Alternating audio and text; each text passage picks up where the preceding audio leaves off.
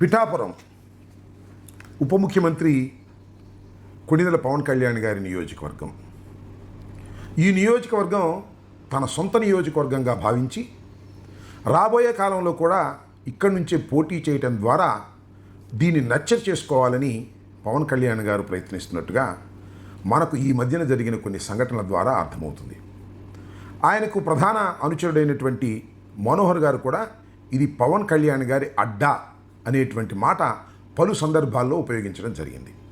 అయితే ఇక్కడ చర్చనీయాంశమైన అంశం ఏమిటంటే పవన్ కళ్యాణ్ గారికి మాజీ శాసనసభ్యుడైనటువంటి వర్మకి మధ్యన విభేదాలు రోజు రోజుకి ముదురుతూ ఉన్నాయి. చిత్రం ఏమిటంటే మొన్ననే ఎమ్మెల్సీగా ప్రమాణ స్వీకారం చేసినటువంటి ఆయన అన్నగారు నాగబాబు గారు ఈ మధ్యన పిఠాపురం వెళ్ళి కొన్ని అభివృద్ధి కార్యక్రమాల్లో పాల్గొంటున్నప్పుడు తెలుగుదేశం పార్టీ కార్యకర్తలు వర్మ అనుచరులు పెద్ద ఎత్తున నినాదాలు చేస్తూ అడ్డగించేటటువంటి కార్యక్రమం చేశారు.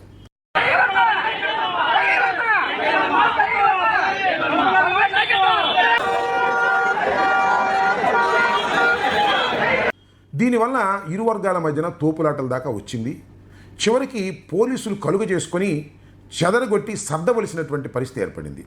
అంటే వీరి మధ్యన వర్గ విభేదాలు ఎంత తీవ్రస్థాయిగా పెరుగుతున్నాయో ఒక్కసారి మనం ఆలోచించవలసినటువంటి అవసరం ఉన్నది. అయితే ఇక్కడ గమనించాల్సిన అంశం ఏమిటంటే చంద్రబాబు నాయుడు గారి కుప్పం అనేది ఒక నియోజకవర్గం, ఆయన నర్చర్ చేసుకున్నారు. అలాగే పులివెందల్ని జగన్మోహన్ రెడ్డి గారు కూడా నర్చర్ చేసుకున్నారు. అక్కడి నుంచే వారిద్దరూ పోటీ చేస్తూ ఉన్న విషయం తెలుసు. అదేవిధంగా పిఠాపురాన్ని కూడా ఆయన సొంతంగా నర్చర్ చేసుకోవాలని అనుకుంటున్నారు. అనుకోవడంలో తప్పు కూడా ఏమీ లేదు. అదేవిధంగా మళ్ళా నారా లోకేష్ గారు కూడా మంగళగిరిలో ఇలాగే నర్చర్ చేసుకోవాలని అనుకుంటున్నారు. తప్పేమీ కాదు. సుదీర్ఘ రాజకీయాల్లో ఉండేటటువంటి వ్యక్తులు వారికి ఒక పర్మనెంట్ అడ్రస్సు, ఒక పర్మనెంట్ నియోజకవర్గము ఏర్పాటు చేసుకోవాలి అని అనుకోవడం అనేది సహజమైన విషయం.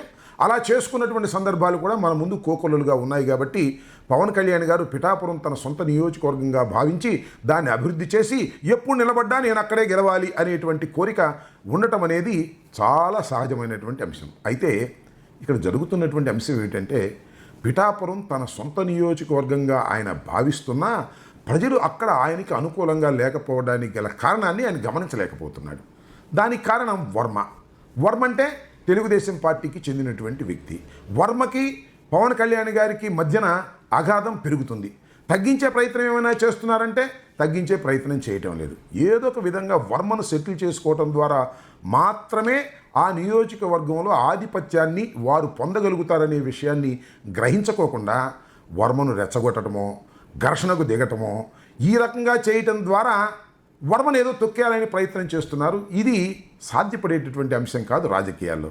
ఎందుకంటే పవన్ కళ్యాణ్ గారు ఆయన సోదరుడైనటువంటి నాగబాబు గారు ఇద్దరు ఆలోచన కన్నా ఆవేశం ఎక్కువ ఉన్నటువంటి వ్యక్తులు. వర్మ గురించి ఏం మాట్లాడారో మనం చూసాం కదా. వర్మ నీ కర్మ అనేటువంటి పద్ధతుల్లో మాట్లాడారు. పాపం వర్మ మాత్రం ఏం చేస్తాడు? వర్మ అక్కడ శాసనసభ్యుడిగా పోటీ చేసి గెలుపొందాడు. కొన్నిసార్లు పోటీ చేసి ఓడిపోయాడు. చంద్రబాబు నాయుడు గారేమో ఆయనకి ప్రత్యేకమైనటువంటి హామీ ఇచ్చాడు. ఏ హామీ ఇచ్చాడో మీరు గతంలో కూడా నేను చెప్పాను. నీకు మొదటి విడతలోనే ఎమ్మెల్సీ ఇస్తాన్నాడు. అక్కడితో ఆగాడా? ఆగల. పిఠాపురం నియోజకవర్గాన్ని బ్రహ్మాండంగా సమర్థవంతంగా ఎప్పటికప్పుడు నర్చర్ చేసి వర్మగారు ఆ నియోజకవర్గాన్ని బ్రహ్మాండంగా నడిపించారు. మొదటి విడత లిస్టులో ఎమ్మెల్సీగా వారే ఉంటారు. శాసన మండలికి వస్తారు. శాసన మండలికి రావడమే కాకుండా రేపు భవిష్యత్తులో రాజులు నాకు చాలా ఇంపార్టెంట్, రాజుల్ని పైకి తీసుకొచ్చే కార్యక్రమంలో నిన్నే ముందు వరుసలో పెడతాను అన్నాడు. పెట్టలేదు. మరి త్రిపులార్ గారిని తీసుకొచ్చి ముందు వరుసలో పెట్టినటువంటి సందర్భం. ఇవన్నీ చూస్తున్నప్పుడు వర్మ బాధపడటం అనేది సహజం కదా. తన మనుగడ కోసం తాను ప్రయత్నం చేస్తున్నాడు కదా. ఇక్కడ పిఠాపురంలో జరుగుతున్నటువంటి పోరాటం ఏమిటంటే ఇక్కడ ఒక విషయాన్ని ఇద్దరు సోదరులు మర్చిపోతున్నారు. పవన్ కళ్యాణ్ గారు, నాగబాబు గారు. మీరు ఆధిపత్యం కోసం పోరాడుతున్నాడు, అతను ఉనికి కోసం పోరాడుతున్నాడు. ఉనికి కోసం పోరాడేవాడు చాలా శక్తివంతంగా ఉంటాడనేది చరిత్ర చెప్పినటువంటి సత్యం. దీనిలో చేయాల్సింది ఏంటి? సింపుల్గా వర్మను సెటిల్ చేసుకోవడం ద్వారా ఆ నియోజకవర్గం మీద మీరు పట్టు సాధించాలి. వర్మను సెటిల్ చేసుకోవాలంటే ఎవరు సెటిల్ చేయాలి? చంద్రబాబు నాయుడు గారు సెటిల్ చేయాలి. చంద్రబాబు నాయుడు గారు వర్మను సెటిల్ చేయటం కన్నా నీకు ఎమ్మెల్సీ ఇస్తే బాగుంటుందని నాగబాబు గారికి ఎమ్మెల్సీ ఇచ్చాడు. తగాదాను మాత్రం అలాగే పెట్టారు. తగాదాకు పుల్ స్టాప్ పెట్టవలసింది చంద్రబాబు నాయుడు గారు. చంద్రబాబు నాయుడు గారు తగాదాగా పులి స్టాప్ పెడుతున్నారా? పెట్టరు. పెట్టే స్వభావమే కాదు. పవన్ కళ్యాణ్ గారికి, కొణిదెల వారికి, వర్మకి మధ్యన అగాధం ఇలాగే ఉంటే మంచిదని అనుకునే రాజకీయ చతురత కలిగినటువంటి వ్యక్తి నారా చంద్రబాబు నాయుడు గారు. మీరు చూశారు కదా, మంగళగిరిలో కూడా మరి నారా లోకేష్ గారు ఆయన నచ్చరు చేసుకుంటున్నాడు. అక్కడేమి లేదే, జనసేన నుంచి ఏం వ్యతిరేకత ఏమి లేదు కదా, సాఫీగా జరిగిపోతుంది. కానీ అక్కడ మాత్రం జరగటం లేదు. దీన్ని గమనించుకోకుండా ఆవేశంగా రెచ్చగొట్టి విషయాన్ని సెటిల్ చేసుకోవాలనుకోవటం ఆవేశపూరితమైన ఆ సోదరుల అమాయకత్వం అని నేను భావిస్తున్నాను. కాబట్టి ఏం చేయాలి? టోటల్గా సెటిల్ చేసుకోవడానికి చంద్రబాబు నాయుడు గారు సహకరించే విధంగా చేసుకోవాలి. అలా చేసుకోకుండా ఏం మాట్లాడుతున్నారండి? నాకు అర్థం కాలేదు. ఇవన్నీ ఎందుకు? ఆవేశాలతోనూ ఎమోషన్తోనూ రాజకీయాలు నడిపేటటువంటి వ్యక్తి పవన్ కళ్యాణ్ గారు.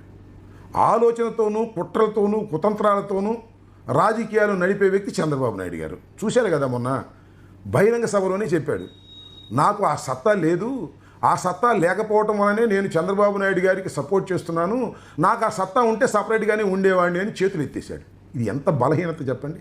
ఒక రాజకీయ నాయకుడు ఈ రాష్ట్రంలో పరిపాలన చేయాలని ప్రజలు అనుకుంటున్నటువంటి రాజకీయ నాయకుడు, ఆయన అనుకోకపోయినా పర్వాలేదు కానీ ప్రజలు ఆయన ముఖ్యమంత్రి అయితే బాగుంటుందని ఒక సెక్టర్ ఆఫ్ ది పీపుల్ అనుకుంటున్నటువంటి నాయకుడు డైరెక్ట్గా ఒక నాయకుడి ముందు నాకు సత్తా లేదు, ఈ సత్తా ఉన్న నాయకుడికి నేను సపోర్ట్ చేస్తున్నాను అని అనేసిన తర్వాత ఇంకేముంటుంది చెప్పండి రాజకీయాల్లో?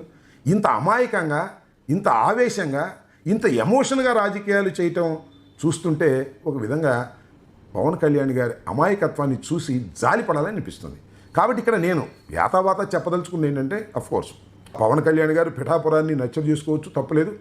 కానీ పిఠాపురాన్ని నచ్చ చేసుకోవటం అంటే ఏదో ఎమ్మెల్సీ తన అన్నకిచ్చి అక్కడ తీసుకొచ్చి కూర్చోబెట్టి వర్మ మీద స్టేట్మెంట్లు ఇప్పించి కర్మ వర్మ అని ఇలా ప్రాస్తో స్టేట్మెంట్లు ఇప్పించి అగాధాన్ని తువ్వుకోవడం ద్వారా మీరు ఏమీ సాధించలేరు తరి కదా, తీవ్రంగా నష్టపోతారు.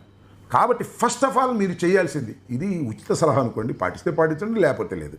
మీరు చేయాల్సింది ఏంటి? చంద్రబాబు నాయుడు గారి దగ్గరికి వెళ్ళి వర్మను సెటిల్ చేసుకుని వర్మను మరొక చోటకు పంపించి మీ నియోజకవర్గంలో వర్మ లేకుండా చేసుకునేటటువంటి ఉపాయం ఉంటే చేసుకోండి, లేదంటే తగాదా పడుతూనే ఉండండి. మీరు ఈ విధంగా అప్రతిష్ట పాలయ్యేటటువంటి పరిస్థితి ఉంటుందనే విషయాన్ని గమనించాలని కూడా ఈ సందర్భంగా నేను మనవి చేస్తున్నాను. ముఖ్యంగా వర్మ జిందాబాద్ అనేటువంటి కార్యక్రమం, అవతల జనసేన జిందాబాద్ అనే కార్యక్రమం, ఈ కార్యక్రమాల మధ్యన పిఠాపురం పీట ముడిగా మారుతుంది తప్ప పవన్ కళ్యాణ్ గారికి అది దాసోహం అనే పరిస్థితి మాత్రం పిఠాపురం రాదు అనే విషయాన్ని కాస్త గమనిస్తే మంచిదని ఒక ఉచిత సలహాని ఇస్తున్నాం. పాటిస్తే పాటించండి, లేకపోతే లేదు. ధన్యవాదాలు. బాధపడటం అనేది సహజం కదా, తన మనుగడ కోసం తాను ప్రయత్నం చేస్తున్నాడు కదా.